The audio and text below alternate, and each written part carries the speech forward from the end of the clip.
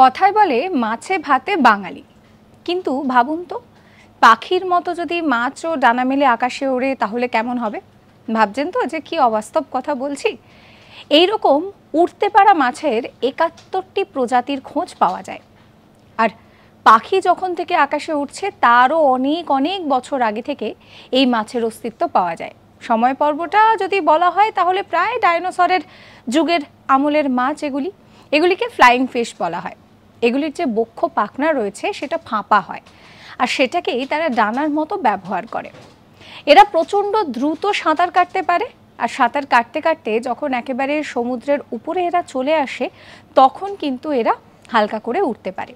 মূলত 10 থেকে 30 সেন্টিমিটার পর্যন্ত এই মাছের যে লম্বা সেই লম্বা হয়, এবং এই মাছকে আমরা ফ্লাইং ফিশ বলে থাকি। এবার আপনাদেরকে বলি যে এই মাছ কোথায় কোথায় পাওয়া যায়। মূলত জাপান, ভিয়েতনাম এই সমস্ত জায়গায় এই মাছের খোঁজ কিন্তু পাওয়া যায়। তবে হ্যাঁ, এই মাছ আপনি মাছে ভাতে বাঙালি হয়ে খেতে পারবেন না। এরকম সমস্ত কন্টেন্টের জন্য সাবস্ক্রাইব করতে ভুলবেন না আজ তাক বাংলার ইউটিউব চ্যানেলকে।